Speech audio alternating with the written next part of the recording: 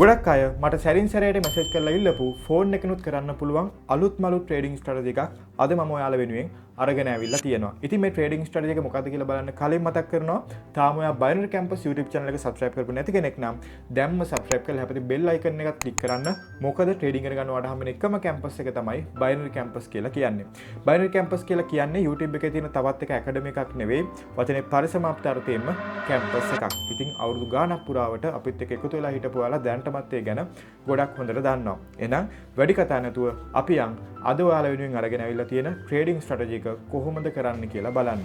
මේකදී ඔයා මුලින්ම එන්න ඕනේ ස්මාර්ට් ට්‍රේඩර් කියන platform එකට ඩිරිව් එකේ ස්මාර්ට් ට්‍රේඩර් එකට ආවට පස්සේ මෙන්න මේ වගේ ඉන්ටර්ෆේස් එකක් ඔයාලට බලා ගන්න පුළුවන්. මේකෙදි මාකට් එක කැමති වොලටිලිටි මාකට් එකක් තෝරගන්න පුළුවන්. ඒ මාකට් එක තෝරගද්දි මෙන්න මේ 1S මාකට් ඔයා සිලෙක්ට් කරගන්න එපා. ට්‍රේඩින් මෙතඩ් එක විදිහට අපි matches differs කියන ට්‍රේඩින් මෙතඩ් එක තමයි සිලෙක්ට් කරගන්නේ. මෙතනින් ඔයාලට පුළුවන් matches differs කියන ට්‍රේඩින් මෙතඩ් එක සිලෙක්ට් කරගන්න. duration එක විදිහට අපි 5 tick තමයි මෙතනින් සිලෙක්ට් කරගන්නේ. last digit prediction එක විදිහට අපි දාගන්න number එක අපි දැම්ම තීරණය කරන්නේ නැහැ. අපි LDS එක බලලා තමයි number එක සිලෙක්ට් කරගන්නේ. stake එක දාද්දි ඔයා අනිවාර්යෙන් කල්පනාවෙන් stake එක දාන්න ඕන. මොකද මේ දාන ගාන trade එක loss වුණොත් ඔයාට නැති වෙනවා. stake එක දාද්දි මම highly recommend කරනවා ඔයාගේම risk management එකක් එක්ක stake එක දාන එක දාන්න. එහෙම නැත්නම් සමහරලාට ඔයා හිතන්නේ නැතුව trade එකක් loss වුණොත් ඒක ඔයාට ලොකු පාඩුවක් වෙන්න පුළුවන්. ඊළඟට ඔයා එන්න මෙන්න මේ පහලින් තියෙන last digit stats වලට. මෙතෙන් ඇවිල්ලා මෙන්න මේ number of ticks 100 තියෙන එක ඔයා මාරු කරගන්න 1000 විදිහට. එතකොට මෙන්න මේ විදිහට තමයි ඔයාට LDS එක පෙන්වන්නේ. මේකෙදි අපි බලනවා රතු පාට බා එක තියෙන්නේ මොන නම්බර් එකේද කියලා. ඔයාට පේනවා ඇති මේ වෙලාවේ රතු පාට බා එක තියෙන්නේ last digit එක 6. එහෙනම් ඔයා මෙතනින් last digit prediction එක විදිහට අංක 6 select කරගන්නවා. ඊට පස්සේ මේකේ trade එකට enter වෙන්නේ මෙන්න මෙහෙමයි. මම trade එකට enter වෙන විදිහ කියන්නම්. මම මේකෙදි trade දාන්න බලාපොරොත්තු වෙනවා trade 6ක්. ඔන්න ඔය trade 6 ඇතුළත මම trade 5ක් win කරන්න තමයි plan කරලා තියෙන්නේ. ඒ කියන්නේ එක trade එකක් විතරයි මම loss වෙන්න plan කරන්නේ. ඊතුරු trade 5ම win කරන්න තමයි මම plan කරන්නේ. ඉතින් අපි බලමු මේක කරන්න පුළුවන් වේද කියලා මේ strategy එකෙන්. මේකෙදි මම management එකක් පාවිච්චි කරනවා. මෙන්න මේ management එකත් එක්ක තමයි මම මෙතනදී stake එක ගන්නෙ. මම stake එක දාලා ඉවර වෙලා ඔයාට කියන්නම් මේක trade එකක් ගන්න කොහොමද කියලා. management එකේ විදිහට මට දෙන පළවෙනි stake එක තමයි $29.22. මම management එකේ පළවෙනි stake එක දාගන්නවා මෙන්න මේ stake එක තියෙන තැනට. ඊළඟට මේක trade එකක් ගන්න මෙන්න මේ විදිහට ඔයා බලාගෙන ඉන්න. ඔයා මෙතනින් දාගත්තේ number 6. එහෙනම් ඔයා මෙන්න මේ last digit එක විදිහට අංක 6 ආවට පස්සේ digit differ එකක් purchase කරනවා. අපි බලාගෙන ඉමු trade එකක් දාන්න අන්තිම number එක 6 එන්න ඕන. 6 ආපු ගමන් අපි digit differ එකක් purchase කරන්න ඕන. අපි බලාගෙන ඉමු මේක 5 ticks තමයි අපි දාන්නේ. ඔන්න අංක 6 ආවා. මම trade එකක් ගත්තා. අපි බලමු මේකේ result එක මොකද වෙන්නේ කියලා. හරි. ඔන්න ඒ trade එක අපි profit කරා. මම management එකේ දාගන්නවා trade එකේ result එක මෙන්න මේ විදිහට. ඊළඟ stake එක ගන්න තියෙන්නේ 25.48න්. මම 25.48න් ගන්නවා අපේ ඊළඟ trade එක. ආපහු බලාගෙන ඉමු. තාම තියෙන්නේ මේක number 6 වල. එහෙනම් මම අන්තිම ඉලක්කම 6 ආවට පස්සේ digit differ එකක් purchase කරනවා. last digit prediction එක තියෙන්නේ 6. දැන් මේක හදිසි හරි 5 තිබ්බනම් LDP එක දාගන්නවා 5. last digit එක 5 ආවට පස්සේ තමයි trade එකක් ගන්නෙ. බලාගෙන ඉමු. ආපහු සැරයක් 6 ආවට පස්සේ අපි ට්‍රේඩ් එකක් ගමු.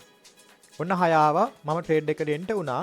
අපි බලමු මේකේ රිසල්ට් එක මොකද වෙන්නේ කියලා. මම මේ ට්‍රේඩ් ටික වින් කරලා, ඒ කියන්නේ 6න් 5ක් වින් කරලා $8ක ප්‍රොෆිට් එකක් ගන්න තමයි ප්ලෑන් කරන්නේ. හරි. ඔනේ ට්‍රේඩ් එකත් අපි ප්‍රොෆිට් කරා. එහෙනම් මම මෙතෙන් ඇවිල්ලා රිසල්ට් එක දාගන්නවා මෙන්න මේ විදිහට. ඊළඟ ට්‍රේඩ් එක 20.83න් ගන්න තියෙන්නේ. මම 20.83න් ගන්නවා අපේ ඊළඟ ට්‍රේඩ් එක. බලාගෙන ඉමු. ආපහු සැරයක් ලාස්ට් ඩිජිට් එක 6 ආවට පස්සේ මම මෙතනදී ට්‍රේඩ් එකට එන්ටර් වෙනවා. ඔන්න 6 ආවා. මම ට්‍රේඩ් එකට එන්ටර් වුණා. අපි බලමු මේකේ රිසල්ට් එක මොකද වෙන්නේ කියලා. ඔන්න ඒ ට්‍රේඩ් එකත් අපි වින් කරා. එහෙනම් මම රිසල්ට් එක විදිහට මෙතෙන් ඇවිල්ලා රිසල්ට් එක දාගන්නවා. තව ට්‍රේඩ් 3ක් තියෙනවා. ඔය 3 ඇතුළත ට්‍රේඩ් 2ක් තමයි අපිට වින් කරන්න තියෙන්නේ. ඊළඟ ට්‍රේඩ් එක 15.74න් තමයි අපිට ගන්න තියෙන්නේ. මම 15.74න් ගන්නවා අපේ ඊළඟ ට්‍රේඩ් එක. මතක තියාගන්න හැම ට්‍රේඩ් එකක්ම වින් කරන්නේ නැහැ. ලොස් වෙන්නත් අවස්ථාවක් තියෙනවා අපි ට්‍රේඩ් කරද්දී. ආපහු බලාගෙන ඉමු. අන්තිම ඉලක්කම 6 එන්න ඕනේ අපි ට්‍රේඩ් එකක් ගන්නවා නම්. ඔන්න 6 ආවා. මම ට්‍රේඩ් එකට එන්ටර් වුණා. අපි බලමු මේක රිසල්ට් එක මොකද වෙන්නේ කියලා.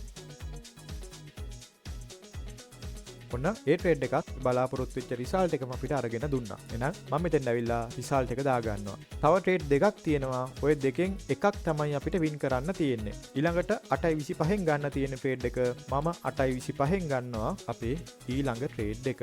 ආපහු මෙතනින් 6 ආවට පස්සේ ඔයාලට පුළුවන් ට්‍රේඩ් එකකට එන්ටර් වෙන්න. හරි ඔන්න 6 ආවා මම ට්‍රේඩ් එකට එන්ටර් වුණා. අපි බලමු මේකේ රිසල්ට් එක මොකද වෙන්නේ කියලා.